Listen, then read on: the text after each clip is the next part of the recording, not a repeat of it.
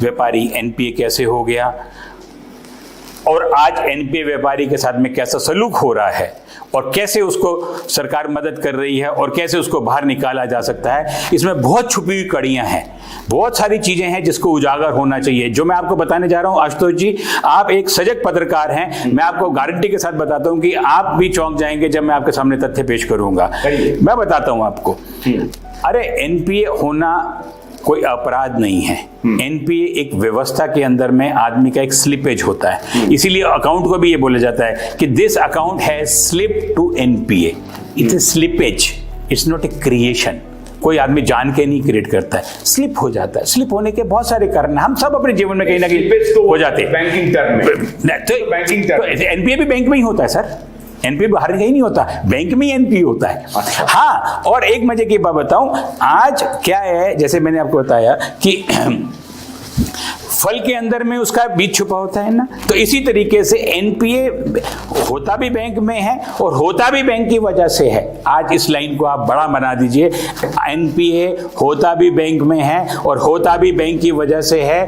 और आज जितने देश के अंदर में एनपीए खड़े हैं उसके अंदर में 70% से ज्यादा एनपीए जो हैं वो बैंक की 80% से भी ज्यादा बैंक की वजह से हैं, या जो सेटल नहीं हो पा रहे हैं। बैंक आपको लोन देती है और आप कह रहे हैं कि 80% बैंक की वजह से एनपीए होता है जी। तो व्यापारी बहुत, इस देश के व्यापारी जो हैं वो बहुत ही सुलझे हुए, ये बड़ा रोचक विषय है, सुलझे हुए लोग हैं। ये बड़ा रोचक विषय है। क्या है कि आप किस, देखिए क्या है, मैं आपको बताऊं, मैं आज अपने एक आदमी अपने पिताजी के पास गया और उनसे जाके बोलता है कि पिताजी मेरा घर का खर्चा 1 लाख रुपए महीना है, आप मुझे 20 लाख रुपए दे दीजिए, मैं ये व्यवसाय करूंगा और उसमें मुझे 5% शुद्ध लाभ हो जाएगा या 10% शुद्ध लाभ हो जाएगा और मेरे घर का खर्चा चलता रहेगा और मैं आप मेरे से फ्री हो जाएंगे।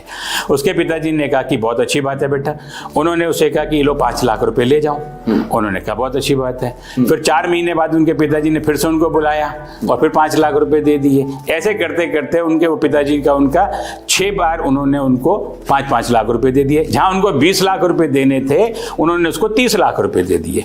और एक दिन पिताजी उसके घर पे जाते हैं तो देखते हैं कि उसका तो कोई व्यवसाय ही नहीं है बच्चे का। तो उन्होंने कहा अरे तुम्हारा व्यवसाय का क्या हुआ? तो उन्होंने कहा पिताजी व्यवसाय तो मेरा शुरू ही नहीं हो पाया। उन्होंने कहा क्यों? मैंने तुम्हें 30 लाख दी हैं। तो कहने लगे महाराज मुझे व्यवसाय शुरू करने के लिए 20 लाख चाहिए थे और आपने मुझे जब पहली बार 5 लाख रुपए दिए थे, दूसरे 5 लाख आपने उसके 3 महीने बाद दिए थे। मैंने आपसे बताया था कि मेरा 1 लाख रुपए महीने का खर्चा है। तो जब दूसरे 5 लाख रुपए आपके आए थे तब तक मेरे 5 में से 2 ही बचे थे, 3 तो मेरे खर्च हो गए थे सर्वाइवल के अंदर में। ये इकोनॉमिक्स है सर, इसको समझना पड़ेगा। यही चीज बैंक के साथ में होती है। बैंक जितने भी एनपीएस होते हैं, मैं ये नहीं बोलूंगा कि सारे एनपीएस एक इसी तरह के होते हैं। देखिए कुछ तो एनपीएस इस वजह से भी होते हैं कि हाँ, मैं इस बात से बिल्कुल नहीं कोताही करूंगा बताने में कि कई जगहों पर हमारे व्यापारी बंधुओं से फंड का डाइवर्सिफिकेशन भी हो जाता है, पर ये बहुत छोटी सी चीज है। पर इसके अलावा उनको फंड मिलता ही बहुत देरी से है और बहुत तरसा के और रुला के मिलता है। लेकिन बैंक जो है, आप ये चाहते हैं कि बैंक में जो पैसा है वो सब पैसा निकाल करके बैंक व्यापारियों को दे दे? नहीं, उसका कोई ड्यू डिलिजेंस नहीं हो। अगर नहीं आएगा पैसा, अगर पैसा सबको बांट ही देगा तो फिर बैंक चलेगा? बैंक तो पैसा बनाती नहीं है ना। आप बैंक को नहीं, आप उनकी गाइडलाइंस है साहब, आरबीआई की गाइडलाइंस है कि आप कितने % अपनी कैपिटल का दे सकते हैं और उतना ही उनको देना है।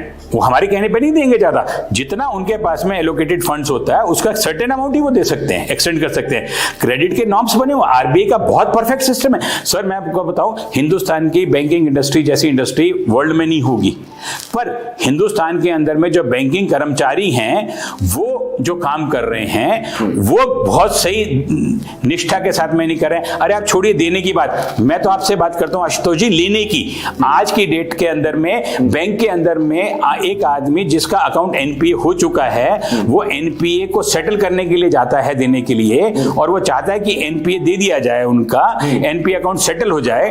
तो उसके अंदर में भी उसको इतने नाज नखरे सहने पड़ते हैं। आज मैं बताऊं आपको, सही मायने में भारत सरकार के जो वित्त मंत्री हैं और प्रधानमंत्री ने इतने अच्छे प्रोग्राम्स बनाए हैं, इतनी अच्छी स्कीमें बनाई हैं कि जो एनपीएस को बाहर निकालने के लिए बहुत अच्छी चीजें हैं।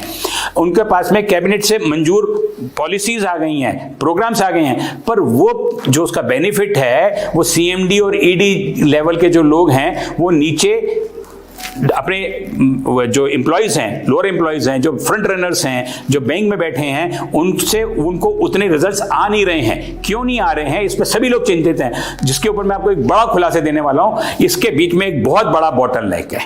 ये जो बॉटलनेक है ना, इस सिस्टम के अंदर में जो बॉटलनेक्स है, अरे जो वहां बैठे मैनेजर्स हैं साहब, अपनी निजी समस्याओं की वजह से, अपने निजी उनके जो रिएक्शन की वजह से वो कर रहे हैं। सर मैं आपको बताऊं, मैं ऐसे आपको 100 प्रमाण दे दूंगा जिसके अंदर में बैंक की गाइडलाइन नॉर्म्स के अंदर में वो आदमी पैसा लेके खड़ा हुआ है कि साहब बैंक को कि मेरा पैसा ले लीजिए, और बैंक उससे नीचे के लोग ऊपर हेड ऑफिस में प्रपोजल ही नहीं पुटअप कर रहे।